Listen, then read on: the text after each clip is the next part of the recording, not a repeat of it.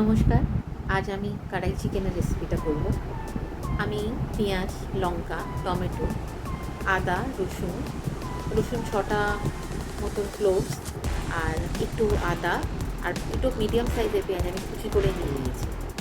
আর একটা টমেটো আমি ছোটো ছোটো করে কেটে নিয়েছি। পেঁয়াজটা আমি ভালো করে লাল করে ভেজে নেব। সর্ষের তেল ব্যবহার করছি আমি। পেঁয়াজটা লাল লাল হয়ে এসছে অনেকটা। এতে আমি আদা, রসুন, লঙ্কা পেস্ট আর টমেটো পেস্টটা দিয়ে দেবো।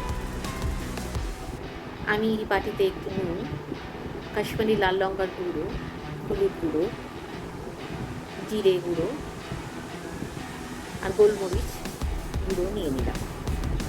আমি এটা একটু জল দিয়ে একটু পেস্ট মতন বানিয়ে রাখবো মশলাটাকে, যাতে যখন আমি দেবো তেলে যাতে মশলাটা আমার পুড়ে না যায়। এই দেখুন কি সুন্দর আমি একটা পেস্ট করে নিলাম গুঁড়ো মশলা। এদিকে পেঁয়াজটা ভাজা হয়ে গেছে। এবার আমি গুঁড়ো মশলাগুলো মিলিয়ে দেবো। আমি এই মশলাটার মধ্যে দিয়ে নিলাম। ভালো করে এটাকে আমি মশলাটা ভালো করে ভেজে নেব। রসুনটা ভালো করে ভাজতে হবে, আদা রসুন যতক্ষণ না কাঁচা গন্ধটা চলে যায়। আমি ওই মশলা বাটার একটু জল সামান্য দিয়ে দিলাম। ওটা দিয়ে ভালো করে আমি মশলাটাকে কষাতে হবে। আস্তে আস্তে ধুয়ে রাখা চিকেনগুলো, এখানে আমি 500 চিকেন মতন ব্যবহার করছি। চিকেনগুলো আমি ভালো করে কষিয়ে নেব। এখন আমার গ্যাসের ফ্লেমটা হাইতে আছে। আমি এখনও কোনো জল দিইনি। আমি এটা মিডিয়াম ফ্লেমে করে ঢাকা দিয়ে দিলাম। চিকেন থেকে জল ছেড়েছে, উঠতে শুরু করে দিয়েছে।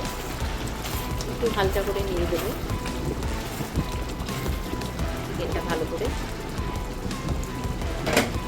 আবার ঢাকা দিয়ে আমি বেশ কিছুক্ষণ সেদ্ধ করতে দেবো।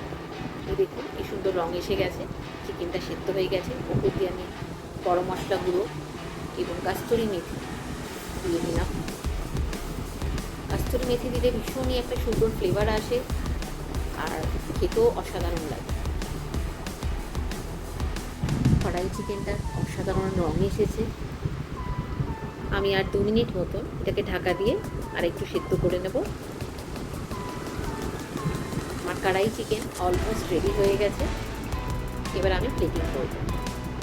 গরম গরম পরিবেশন করব। ভাত, রুটি, লুচি যা কিছু দিয়ে অসাধারণ লাগে খেতে। অবশ্যই আপনারাও বাড়িতে নিশ্চয়ই ট্রাই করবেন। কেমন লাগলো অবশ্যই জানাবেন। ভালো থাকবেন। আবার অন্য রেসিপি নিয়ে দেখা হবে। নমস্কার।